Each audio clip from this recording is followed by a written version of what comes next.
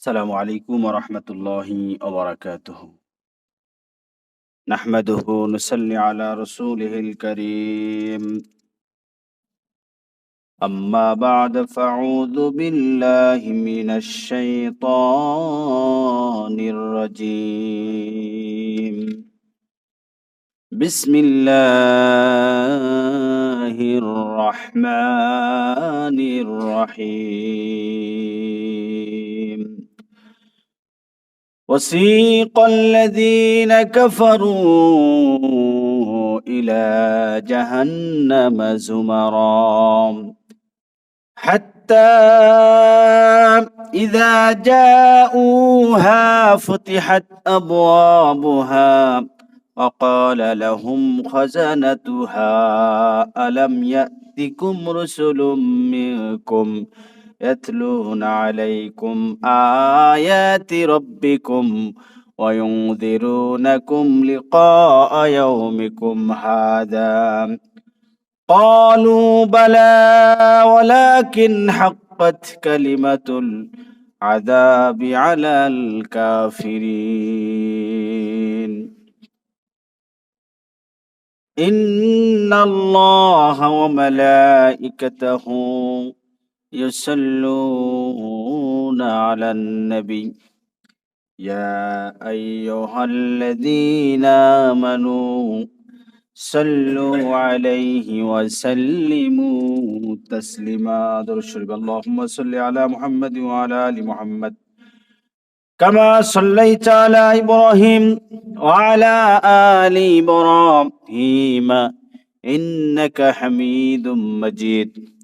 اللهم بارك على محمد وعلى آل محمد كما باركت على إبراهيم وعلى آل إبراهيم إنك حميد مجيد. প্রাণপ্রিয় মুসলিম کرام সকলে কেমন আছেন? ধারাবাহিক আলোচনা চলছে জাহান্নাম, জাহান্নামের পরিচয়, জাহান্নামের কঠিন শাস্তি, আযাবের বর্ণনা এবং কারা কারা জাহান্নামে যাবে, জাহান্নাম থেকে বাঁচার উপায় সম্পর্কে, জাহান্নামের কঠিন শাস্তি থেকে বাঁচার উপায় সম্পর্কে আমাদের আলোচনা চলমান। সম্মানিত বন্ধুগণ, গত জুমায় আমরা সংক্ষিপ্তভাবে জাহান্নামের পরিচয় সম্পর্কে জেনেছি। জাহান্নাম এটি হচ্ছে একটি নিকৃষ্ট জায়গা, পাপীদের থাকার একটি স্থায়ী আবাসন। কোরআনুল কারীমে আল্লাহ তাআলা বলেন, ওয়ালিল্লাযীনা কাফারু বিরাব্বিহিম আযাবু জাহান্নাম ওয়া বি'সাল মাসীর। নিশ্চয়ই যারা কাফের, যারা তাদের রবের প্রতি অবিশ্বাস করেছে, রবের সাথে বেঈমানি করেছে, রবকে যারা তাদের অস্বীকার করেছে, তাদের জন্য রয়েছে জাহান্নামের আযাব। আর ওয়া বি'সাল মাসীর, এই জাহান্নামটা হচ্ছে নিকৃষ্ট একটি থাকার জায়গা। জান্নাতের বিপরীত, জান্নাত হচ্ছে সবচেয়ে উৎকৃষ্ট স্থল, আবাসস্থান, আর জাহান্নাম হচ্ছে সবচেয়ে নিকৃষ্ট আবাসস্থল। এই জাহান্নাম প্রাচীর দিয়ে ঘেরানো থাকবে। জাহান্নাম কি প্রাচীর, সুউচ্চ প্রাচীর দিয়ে ঘেরা থাকবে, যেন সেখান থেকে কেউ বের হতে না পারে। মহান আল্লাহ তাআলা পবিত্র কোরআনুল কারীমের মধ্যে বলেন, ইন্না আ'তাদনা লিয-যালিমিনা নারান আহাতা বিহিম সুরাদিকুহা। অপরাধীদের জন্য আমি আগুন তৈরি করে রেখেছি, আর প্রাচীর দিয়ে তাদেরকে ঘিরে রাখা হবে। তাদেরকে প্রাচীর দিয়ে ঘিরে রেখে সেই জায়গায় আগুনের মধ্যে যারা অপরাধী তাদেরকে বন্দী করে রাখা হবে। এরপরে তাদের জন্য শাস্তির ব্যবস্থা রয়েছে। জাহান্নামের মধ্যে মুগুর দিয়ে জাহান্নামের ফেরেশতারা তাদেরকে বিশাল বিশাল মুগুর দিয়ে, হাতুড়ি দিয়ে তাদেরকে পেটাবে। কুরআনুল কারীমে আল্লাহ তাআলা বলেন, ওয়ালাহুম মাকামিউ মিন হাদিদিন কুল্লাহা আরাদু أن يخرجوا منها من غم أعيدوا فيها وذوقوا عذاب الحريق আল্লাহ তাআলা বলেন, তাদের জন্য যারা জাহান্নামী, অপরাধী যারা পাপী, তাদের জন্য লোহার মুগুর তৈরি করা আছে। যখনই তারা জাহান্নামের আগুনে জাহান্নামের মুগুর দিয়ে তাদেরকে পেটানো হবে, তারা যখনই সেখান থেকে বের হতে চাবে, আবার তাদেরকে সেখানে ধরে এনে আবার তাদেরকে আটকে দেওয়া হবে। সেখান থেকে তারা কখনো পালাতে পারবে না। কশ্চিনকালেও জাহান্নামের আগুন থেকে, আবদ্ধ এই জীবন থেকে কেউ পালাতে পারবে না। এখানে রয়েছে জাহান্নামে শাস্তি দেওয়ার জন্য রয়েছে আল্লাহ তাআলার ফেরেশতারা আজি। বিশেষ করে 19 জন ফেরেশতার কথা আল্লাহ তাআলা বলেছেন। জাহান্নামে শাস্তি দেওয়ার জন্য 19 জন ফেরেশতার কথা আল্লাহ তাআলা বলেছেন। রব্বুল আলামিন বলেন, আলাইহা 19 জাহান্নামের মধ্যে 19 জন ফেরেশতা আযাব দেওয়ার দায়িত্বে থাকবে। আর এই 19 জনের মধ্যে একজন হবে লিডার, আর তার নাম হচ্ছে মালিক। জাহান্নামের ফেরেশতাদের মধ্যে 19 জন থাকবে, তার মধ্যে একজন লিডার থাকবে, তার নাম কি? মালিক। যেমন কোরআনুল কারীমের মধ্যে এভাবে এসেছে, ওয়ানাদাউ ইয়া মালিকু লিয়াকদি আলাইনা রাব্বুকা ক্বালা ইন্নাকুম মাকিসুন। আল্লাহ তাআলা বলেন, জাহান্নামীরা সেদিন ডাকবে আর বলবে, হে মালিক, তুমি তোমার আল্লাহকে বলো আল্লাহ তাআলা যেন আমাদের মৃত্যু দিয়ে দেন। আল্লাহ তাআলা যেন আমাদের মৃত্যু দিয়ে দেন। মৃত্যু কি হবে? জাহান্নামীদের বা জান্নাতীদের কোনো মৃত্যু হবে না। জাহান্নামীরা আবেদন করবে মালিকের কাছে, মালিক তুমি তোমার রবকে বলো, আর তোমার রব যেন আমাদেরকে স্থায়ীভাবে মৃত্যু দেন। আমরা মরতে চাই, আগুনে জ্বলতে চাই না, কিন্তু তা আর সম্ভব হবে না। কারণ আল্লাহ তাআলা জাহান্নাম এবং জান্নাতের মাঝখানে একটি জায়গায় মৃত্যুকে একটি প্রাণী আকারে এনে মৃত্যুকে জবাই করে দেবেন। গত জুমায় বলেছিলাম, মৃত্যু ঘটবে, আর কোনোদিন কারো মৃত্যু হবে না। যারা জান্নাতে যাবে তারাও কোনোদিন মরবে না, জাহান্নামে যাবে যারা তারাও কোনোদিন মরবে না। লা ইয়ামুতু ফিহা ওয়ালা ইয়াহইয়া। জাহান্নামীরা জাহান্নামের কঠিন শাস্তি বারংবার যুগের পর যুগ তারা সেখানে ভোগ করবে, কিন্তু তাদের কোনো মৃত্যু হবে না। জাহান্নামের মধ্যে একজন ফেরেশতা আছে, তার নাম খাজিন। খাজিন নামক ফেরেশতাকে ডাক দিয়ে জাহান্নামীরা বলবে, তারা হয়রান হয়ে যাবে, হতাশ হয়ে তারা খাজিন নামক ফেরেশতাকে ডাক দিয়ে বলবে, وقال الذين في النار لخنزة جهنم ادعوا ربكم يخفف عنا يوما من العذاب। জাহান্নামীরা ফেরেশতা খাজিনকে বলবে, ও খাজিন, তুমি তোমার রবকে বলো কমপক্ষে একটা দিনের জন্য যেন জাহান্নামের আগুন থেকে আমাদেরকে মুক্ত করা হয়। হয়রান হয়ে যাবে, লক্ষ লক্ষ কোটি কোটি বছর তারা জাহান্নামের আগুনে জ্বলবে। তারা খাজিন নামক ফেরেশতাকে বলবে, খাজিন তুমি তোমার রবকে বলো একটা দিনের জন্য যেন আমাদের আযাবটা কমিয়ে দেওয়া হয়, মওকুফ করা হয়। তখন রব তিনি আল্লাহ তাআলা বলবেন যে এই জাহান্নামে তোরা চিরকাল থাকবে, সেখান থেকে তোমাদের বের হওয়ার কোনো অপশন নাই। নাউজুবিল্লাহি মিন যালিক। জাহান্নামের ফেরেশতা যারা জাহান্নামের আযাবের দায়িত্বে যে সমস্ত ফেরেশতা থাকবে, এই ফেরেশতাদের কিছু বৈশিষ্ট্য কোরআনে আল্লাহ তাআলা বলেছেন। যেমন আল্লাহ তাআলা বলেন, আলাইহা মালাইকাতুন গিলাযুন শিদাদুল লা ইয়াসুনাল্লাহ মা আমারাহুম ওয়া ইয়াফআলুনা মা ইউমারুন।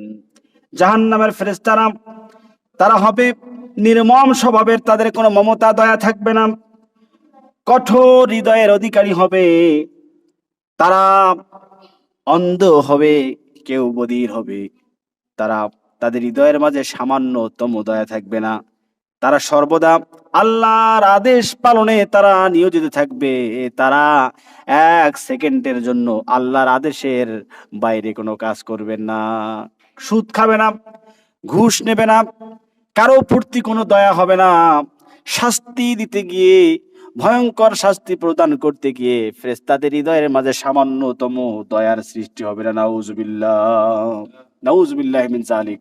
ফেরেশতারা ভয়ঙ্কর রূপে তাদেরকে শাস্তি দিবে। বলা হয়েছে জাহান্নামের মধ্যে 9 জন ফেরেশতা থাকবে, 19 জন ফেরেশতা থাকবে। অনেকে কাফের মুশরিকরা এই 19 জনের আয়াত যখন নাজিল হলো যে জাহান্নামে 19 জন ফেরেশতা থাকবে শাস্তি দেওয়ার জন্য, তখন কাফের মুশরিকরা তারা বলা বলি করলো 19 জন এত কম, 19 জন এত কম, আমরা তাদেরকে মোকাবেলা করতে পারবো।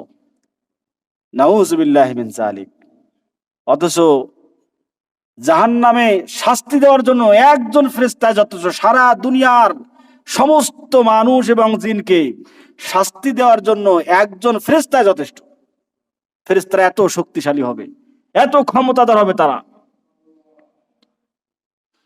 সম্মানিত বন্ধুগণ, এই জাহান্নামে রয়েছে কিছু স্তর। কোরআনুল কারিমে এসেছে জাহান্নামের 60টি স্তর হবে। কোরআনুল কারিমে আল্লাহ তাআলা বলেন, ওয়া ইন্না জাহান্নামা লামাউইদুহুম আজমাইন লাহা সাবআতু আবওয়াব। আল্লাহ তাআলা বলেন, নিশ্চয়ই পাপীদের জন্য জাহান্নাম নির্ধারণ করা হয়েছে, আর এই জাহান্নামের দরজা বা স্তর থাকবে 60টা। কয়টা? 60টা স্তরের কথা কোরআনুল কারীমের মধ্যে ভাবে এসেছে। 1 নাম্বার হচ্ছে জাহান্নাম। সবচেয়ে ছোট জাহান্নামের স্তরটা হচ্ছে নাম জাহান্নাম। এই জাহান্নামের মধ্যে যারা পাপী মুসলমান তারা যাবে। যারা পাপী মুসলমান, ঈমান ছিল কিন্তু কবিরা গুনাহ করে তওবা না করে যারা কোথায় গেছে? কবরে চলে গেছে। পাপী জাহান্নাম মানে পাপী মুসলমান যারা, তারা যাবে জাহান্নামে। আর জাহান্নামের শাস্তি সবচেয়ে কম শাস্তি। 1 নাম্বার স্তর হচ্ছে জাহান্নাম। জাহান্নামের 2 নাম্বার স্তর হচ্ছে লাযা। যেমন কোরআনুল কারীমের মধ্যে আল্লাহ তাআলা বলেন, কাল্লা ইন্নাহা লাযা নাযাআতাল লিশ-শাওয়া। সাবধান, অপরাধীদের জন্য রয়েছে লাযা, অগ্নিশিখা, যা চামড়াকে খসিয়ে দেবে, যা চামড়াকে খসিয়ে দেবে। এমন আগুনের তীব্রতা চামড়াকে খসিয়ে দেবে, সেই স্তরের নাম হচ্ছে লাযা। এরপরে 3 নাম্বার জাহান্নামের স্তরের নাম হচ্ছে হুতামা।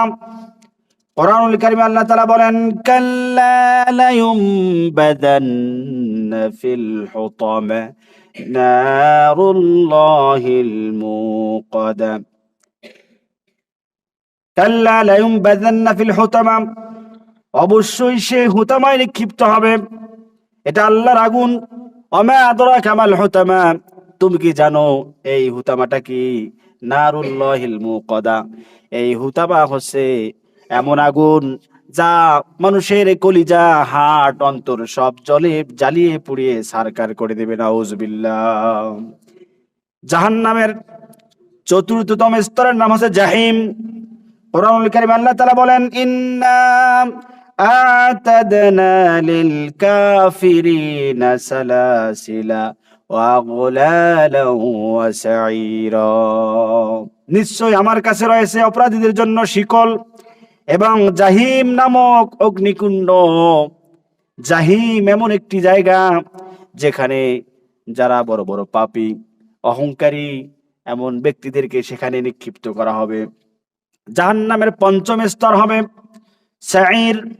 কোরআনুল কারীমে আল্লাহ তাআলা বলেন, ইন্না আ'তাদনা লিল للكافرين سلاسل وأغلالا وسعيرا। জাহান্নামের ষষ্ঠ স্তর হবে সাকার। সাকার নামক জাহান্নাম হবে। এই সাকার নামক জাহান্নামে যাবে যারা বেনামাজি, যারা কি নামাজ পড়ে নাই, যারা। কোরআনুল কারীমে আল্লাহ তাআলা বলেন, মা সালাকাকুম ফি সাকার ক্বালু লাম নাকু মিনাল মুসাল্লিন ওয়া লাম নাকু নুতঈমুল মিসকিন ওয়া কুন্না নাখুদু মা'আল খায়িদিন ওয়া কুন্না নুকাযযিবু বিয়াউমিদ্দিন। সাকার নামক জায়গায়, সাকার নামক জাহান্নামের মধ্যে 4 শ্রেণীর মানুষ যাবে। 1 নাম্বার হচ্ছে যারা নামাজ পড়ে নাই, বেনামাজি। 2 নম্বরে হচ্ছে যারা এতিম অসহায়, যারা দারিদ্র, এতিম অসহায়, যারা খেতে পারে না, পড়তে পারে না। এতিম অসহায়দেরকে খেতে দেয় নাই, পড়তে দেয় নাই, বরং এতিমের মাল যারা ভক্ষণ করেছে, আসরা নাই। এতিমের মাল, গরিব দুঃখীদের মাল রাষ্ট্র থেকে বরাদ্দ আসে আর সব মেরে খেয়ে দেয়, আসরা নাই। বিধবা ভাতা খায়, তারা বয়স্ক ভাতা খায়, আবার এতিম মিসকিনদের জন্য যে বরাদ্দ আসে সেগুলোও খেয়ে ফেলে। এমন এমন হারামখোরদের জন্য রয়েছে সাকার নামক জাহান্নাম। তারপরে 3 নম্বর হচ্ছে যারা যারা ইসলামের সমালোচনা করে, যারা ইসলাম নিয়ে বাজে মন্তব্য করে, ইসলাম বিরোধিতায় যারা লিপ্ত, যারা ইসলামের বিরুদ্ধে অবস্থান নেয়, ইসলামী আইনের বিরুদ্ধে, আল্লাহর শরিয়ার বিরুদ্ধে, রাসূলের আদর্শের বিরুদ্ধে যারা অবস্থান নেয়, ইসলামকে নিয়ে যারা সমালোচনা করে, ইসলামকে নিয়ে যারা বাজে মন্তব্য করে, কিয়ামতের দিন ইসলাম বিরোধী যারা, তারাও সাকার নামক জাহান্নামে যাবে, নাউজুবিল্লাহ। সর্বোপরি যারা আল্লাহর প্রতি, আখিরাতের প্রতি ঈমান আনে না, পরকাল আছে, পরকাল আছে এটা যারা বিশ্বাস করে না, পরকালে আল্লাহর কাছে গিয়ে বিচারের সম্মুখীন হতে হবে, এটা যারা বিশ্বাস করে না, তাদের জন্য রয়েছে সাকার নামক জাহান্নাম, নাউজুবিল্লাহ, নাউজুবিল্লাহি মিন যালিক। এরপরে 7ম স্তর আছে হাবিয়া। হাবিয়া দোজকের নাম শুনেন নাই? হাবিয়া দোজক, নাউজুবিল্লাহ, হাবিয়া দোজক। এটি হচ্ছে জাহান্নামের সবচেয়ে গভীরতম জায়গা। কোরআনুল কারীমে আল্লাহ তাআলা বলেন, وَأَمَّا مَنْ خَفَّتْ مَوَازِينُهُ فَأُمُّهُ هَاوِيَةٌ وَمَا أَدْرَاكَ مَا هِيَ نَارٌ حَامِيَةٌ نعوذ بالله من ذلك। আল্লাহ তাআলা বলেন, যার আমলের পাল্লা কিয়ামতের দিন হালকা হবে, যাদের আমল নামায় ধরা খেয়ে যাবে, আমলের পাল্লা যাদের, মিজানের পাল্লা যাদের হালকা হবে, পাপের পাল্লা যাদের ভারী হবে, তাদের মা হবে হাবিয়া। ফা উম্মু হাবিয়া, মা, এখানে উম্মুন মানে মা, ফা উম্মুহু হাবিয়া, তার মা হবে হাবিয়া।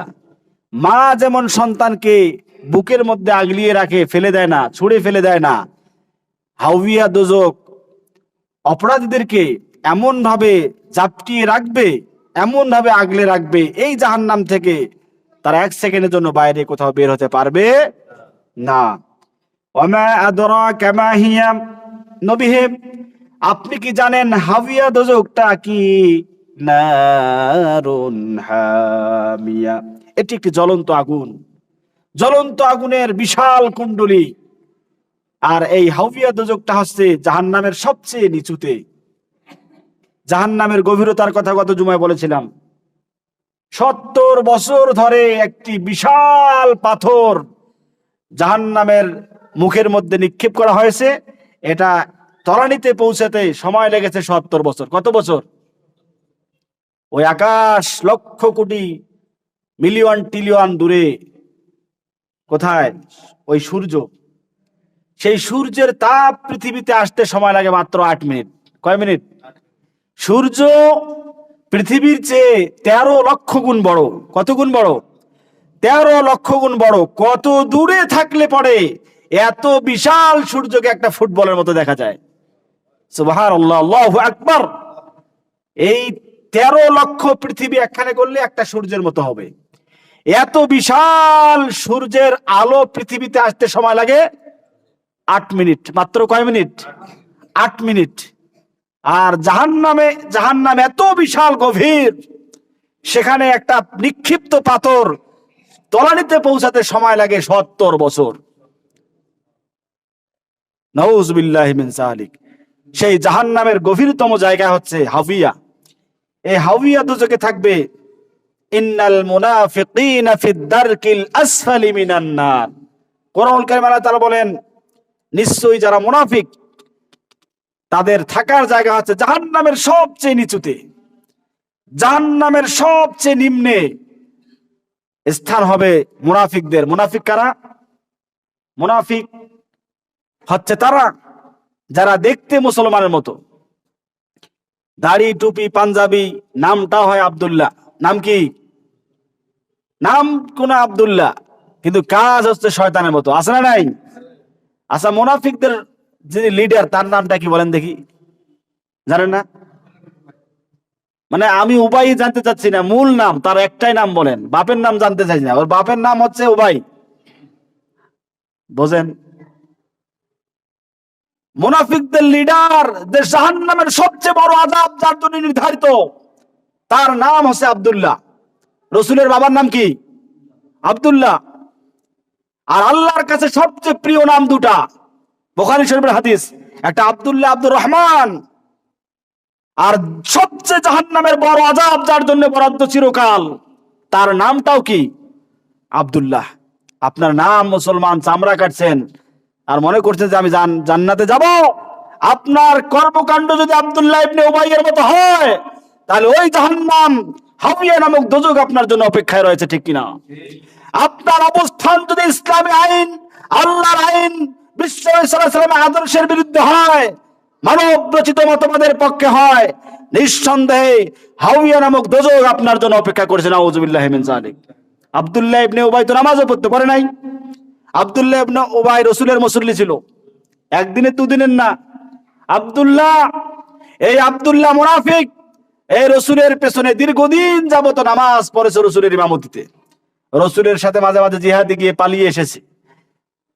পাগড়ি ছিল, টুপি ছিল, পাঞ্জাবি ছিল, তসবিহ ছিল, সব ছিল, তাহাজ্জুদ ছিল। এমনকি সে তার নামও আব্দুল্লাহ। তার একটা ছেলে পুত্র সন্তান একদিন জন্মগ্রহণ করলো, দৌড়ে রাসূলের দরবারে গেল, ইয়া রাসূলুল্লাহ, আমার পুত্র সন্তান হয়েছে, আপনি নাম দিন। আল্লাহ রাসূল বলেন যে আল্লাহর কাছে সবচেয়ে প্রিয় নাম হচ্ছে আব্দুল্লাহ আব্দুর রহমান, তোমার ছেলের নামও রাখো আব্দুল্লাহ। আল্লাহ রাসূলের চয়েসকৃত নাম শুনে গিয়ে তার ছেলের নামও রেখেছে আব্দুল্লাহ। সুবহানাল্লাহ বলেন। এমনকি এই যেদিন মারা যায় সেদিন তার ছেলে আব্দুল্লাহকে বলেছিল, আব্দুল্লাহ, আমি যেদিন মারা যাব তুমি রাসূলের কাছে যাবা, যে বলবা যে আমার আব্বা আপনার কাছে দুটা জিনিস চেয়েছে। নাম্বার 1, আপনার পরিধানকৃত পোশাক জুব্বা, তা দিয়ে তার কাফনের কাপড় হবে। আর আপনি যেন আমার আব্বার জানাজাটা দেন, কারণ শয়তান তো জানে যে আমার অবস্থা খারাপ আছে মরলে, ঠিক কিনা? কারণ তার নামে সূরা নাজিল হয়েছে, হয় নাই? সূরা মুনাফিকুন আছে না নাই? তার নামে অসংখ্য আয়াত নাজিল হয়েছে। সে জানে যে আমাকে জাহান্নামে যেতে হবে। সে তার সন্তানকে বলেছে, রাসূলের কাছে গিয়ে বলবা যে রাসূল সাল্লাল্লাহু আলাইহি সাল্লাম তিনি যেন তার জুব্বা দেন আর জানাজাটা পড়িয়ে দেন। আল্লাহ রাসূল জুব্বাও দিয়েছেন, জানাজায়ও এসেছেন।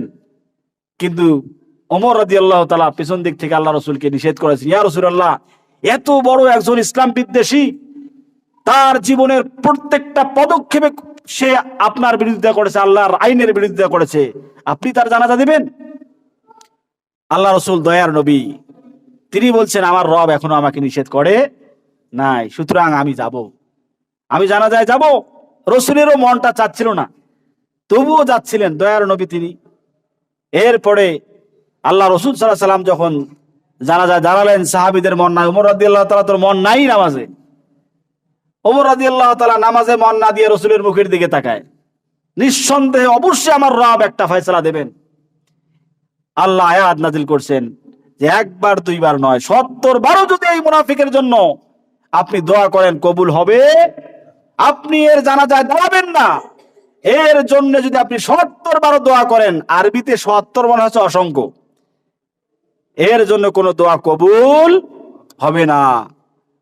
মুনাফিক মুশরিকদের জন্য মুমিনদের জানাজায় যাওয়া এবং তাদের জন্য দোয়া করা নিষিদ্ধ। মা কানা লিন-নবী ওয়াল্লাযীনা আমানু আইয়াস্তাগফিরু লিল মুশরিকিন।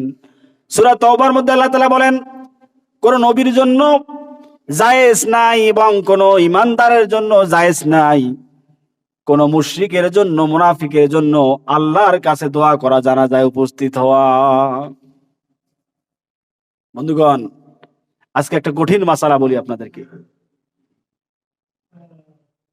আমরা যারা ৫ ওয়াক্ত নামাজ পড়ে না, জীবনে নামাজ পড়ে না, আমরা তাদের জানাজা দেই না? আল্লাহ রাসূল সাল্লাল্লাহু আলাইহি ওয়াসাল্লাম বলেছেন, কাফের মুশরিক এবং আল্লাহর বান্দাদের মধ্যে পার্থক্য হচ্ছে আল্লাহর বান্দারা নামাজ পড়ে আর কাফের মুশরিকরা কি পড়ে না? নামাজ পড়ে না। বাইনাল আবদি ওয়াশ-শিরকি ওয়াল কুফরি তারকুস সালাহ। আল্লাহর বান্দা আর কাফের মুশরিকদের মধ্যে পার্থক্য আছে আল্লাহর বান্দারা নামাজ পড়ে আর কাফের মুশরিক কি? নামাজ পড়ে না। তাহলে আল্লাহ তাআলা কোরআনুল কারীমে আয়াত নাযিল করেছেন যে মুশরিকদের জন্য জানাজা নাই, দোয়া নাই। এবং ইসলামী শরিয়ার ফতোয়া হচ্ছে তাই যে চিহ্নিত কোন ইসলাম বিদ্বেষী মুশরিক যদি, মুনাফিক যদি মৃত্যুবরণ করে, তাদের জানাজা, তাদের জন্য দোয়া করা জায়েজ নেই। যারা ৫ ওয়াক্ত নামাজ পড়ে না, তারা মারা গেলেও তাদের জন্য একই ফতোয়া। শুনতে খারাপ লাগলেও ইসলামের ফতোয়া এটাই। আমরা সামাজিক শৃঙ্খলা যেন ব্যাহত না হয়, সামাজিক দায়বদ্ধতা থেকে আমরা জানাজা দেই, কিন্তু এই জানাজা দিয়ে বেনামাজিদের কোনো উপকারে আসবে না। এজন্য বন্ধুগণ, যারা নামাজ আমরা পড়ি না, ৫ ওয়াক্ত নামাজ শুরু করুন। নামাজ ছাড়া কিয়ামতের দিন মুক্তি নাই, কবরেও মুক্তি নাই। বেনামাজিদের ইমানের মৃত্যু হবে না, কারণ বেনামাজিরা নাপাক থাকে। বেনামাজিদের কাছে যখন আজরাইল আসবে, আল্লাহ তাআলা ফেরেশতা পাঠিয়ে দিবেন তাকে প্রোটেক্ট দেওয়ার জন্য শয়তান থেকে, কিন্তু তার অপবিত্রতা থাকার কারণে আল্লাহর পক্ষ থেকে, ফেরেশতাদের পক্ষ থেকে সে সাহায্য পাবে না। এজন্য বন্ধুগণ, সর্বহালতে আমরা নামাজের হালতে থাকবো। নামাজের হালতে না থাকলে কখন কার মৃত্যু হবে আমরা জানি না। আমরা কেউই জানি না কখন আমরা কোথায় মারা যাব। এজন্য নামাজের হালতে থাকবেন। যারা নামাজ পড়ে তারা আল্লাহর জিম্মায় থাকে। রাসূল সাল্লাল্লাহু আলাইহি ওয়াসাল্লাম বলেছেন, যে ব্যক্তি ফজরের নামাজ পড়ে জীবিকার জন্য মাঠে ময়দানে ছড়িয়ে পড়ল, সে যেন আল্লাহ এবং আল্লাহ রসুলের জিম্মায় গেল, সারাদিন সে আল্লাহর জিম্মায় থাকলো। আর যারা ফজরের নামাজ না পড়েই মাঠে ময়দানে জীবিকার জন্য ছড়িয়ে গেল, শয়তানের পতাকা নিয়ে গেল, শয়তানের জিম্মায় থাকলো। আর বেনামাজিদের জিম্মা আল্লাহ এবং আল্লাহ রসুল নেন না। আল্লাহ এবং আল্লাহ রসুল যাদের দায়িত্ব নেন না, জিম্মা নেন না, তার দায়িত্ব অটোমেটিকলি কার কাঁধে পড়ে? শয়তানের কাঁধে পড়ে। আর শয়তান যাদের দায়িত্ব নেয়, তাদের দায়িত্ব তো আল্লাহ নেবেন না। আল্লাহ তাআলা যাদের দায়িত্ব নেবে না, রসুল যাদের দায়িত্ব নেবে না, তাদের না হবে ইমানি মৃত্যু, না পাবে কবরে গিয়া প্রশ্নের যে জবাবগুলো, মান রব্বুকা ওয়া মা দীনুকা ওয়া মান নাবিয়ুকা, এই প্রশ্নগুলোর উত্তর দিতে পারবে না।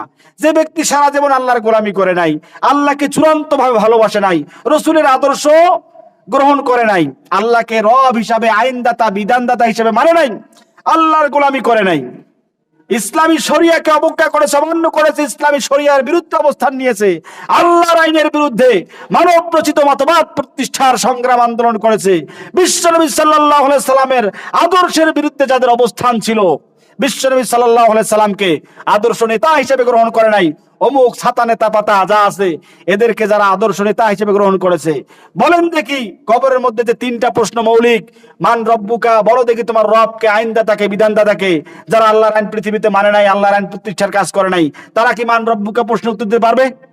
ওমা দীনুকা, তোর জীবন ব্যবস্থা কি ছিল, জীবন আদর্শ কি ছিল? যারা দুনিয়াতে দিন আদর্শ হিসাবে, মতবাদ হিসাবে যারা যারা জীবন ব্যবস্থা হিসাবে ইসলামকে, ইসলামী শরিয়াকে মানে নাই, তারা কি ওই ওমা দিনুকা এই প্রশ্ন উত্তর দিতে পারবে? ওমান নবিয়ুকা, তোমার নবীকে, তোমার আদর্শ নেতাকে, তোমার আইডলকে, যারা বিশ্বনবী সাল্লাল্লাহু আলাইহি সাল্লামকে ডিলিট করেছে, মাইনাস করেছে, বিশ্বনবী সাল্লাল্লাহু আলাইহি সাল্লামকে আদর্শ নেতা হিসেবে গ্রহণ না করে বিশ্বনবী সাল্লাল্লাহু আলাইহি সাল্লামের মতবাদ, বিশ্বনবী সাল্লাল্লাহু আলাইহি সাল্লামের আনিত বিধান যারা অবজ্ঞা করে, Lenin, Karl Marx, Abraham Lincoln, মাও সেতুক, ইন্দিরা গান্ধী, হাবিজাবি নেতাদের অনুসরণ করেছে, এই সমস্ত লোক কি বিশ্বনবী সাল্লাল্লাহু আলাইহি সাল্লামকে নেতা হিসাবে তার মুখে কি আসবে আমাদের নবী হোসেন মুহাম্মদ সাল্লাল্লাহু আলাইহি সাল্লাম আসবে? আসবে না, কোশ্চিন কালে আসবে না। এজন্য বন্ধুগণ, এই জাহান্নামের কঠিন আযাব থেকে যদি আমরা বাঁচতে চাই আর জাহান্নামে যেতে চাই, তাহলে মৌলিকভাবে আমাদেরকে পাক্কা ইমানদার হতে হবে, মুসলমান হতে হবে, সত্যিকারের মুসলমান হতে হবে। নামে মুসলমান হলে হবে না, আমাদেরকে মুসলমান হতে হবে। মুসলমানটা কি?